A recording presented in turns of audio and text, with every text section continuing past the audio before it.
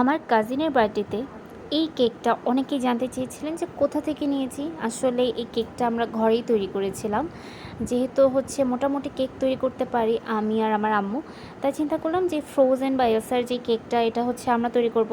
But unfortunately হচ্ছে আমার কাজিনের যে ড্রেস বা কস্টিউমটা ছিল সেটার সাথে ফুললি আসলে এটা ম্যাচ করে যায়। যদিও আমি জানতাম না যে মানে ও হচ্ছে এই থিমটা রাখছে ওর বার্থডেতে।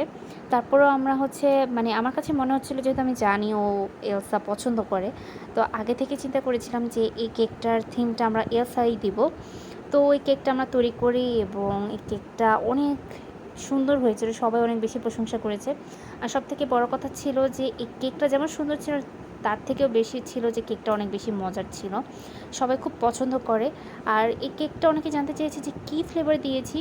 তো ভিতরে ছিল এটা ভ্যানিলা ফ্লেভার, আর উপরের দিকে ছিল এটা হচ্ছে একটু কালার করে আমি হচ্ছে হোয়াইট চকলেট দিয়ে হচ্ছে কালার করে আমি এটা তৈরি করেছি। আর ক্রিমটা ছিল যে হুইপ ক্রিমটা আমি দিয়েছি সেটা হচ্ছে আপনার যে কোনো ব্র্যান্ডেরই হুইপ ক্রিম নিতে পারেন। এটা কোনো ধরাবাঁধা নিয়ম নেই যে এই হুইপ ক্রিমটা দিলেই বেটার হয়।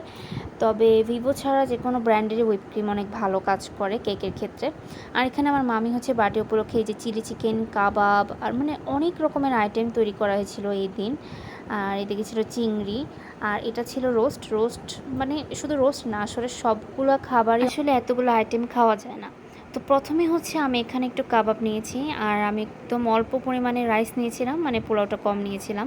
আর এখানে যে চিকেন আর সাথে ছিল এই যে চিংড়ির যে মালাইকারিটা, এটা দিয়ে আমি একটু একটু করে ট্রাই করছিলাম। তো এই চিংড়ি মালাইকারিটা আমার বেশ ভালো লেগেছে। সাথে এই রোস্টটা ছিল, যেহেতু কয়েকদিন ধরে টানা রোস্ট খাওয়া হয়েছে তাই রোস্টের প্রতি একটু ভক্তি তো চলে গিয়েছিল। তারপর আমার কাছে রোস্টটা অনেক বেশি মজা লাগে, আমি একটু ট্রাই করেছি। আর এখানে যে চিলি চিকেনটা ছিল, এটার কথা কি বলবো, মানে আমি আগে কখনো পোলাওতে ট্রাই করিনি, ফার্স্ট টাইম ট্রাই করেছি, আমার কাছে বেশ মজা লেগেছে। আমার মনে হয় প্রত্যেকটা আইটেমই আসলে বেস্ট ছিল এখানে।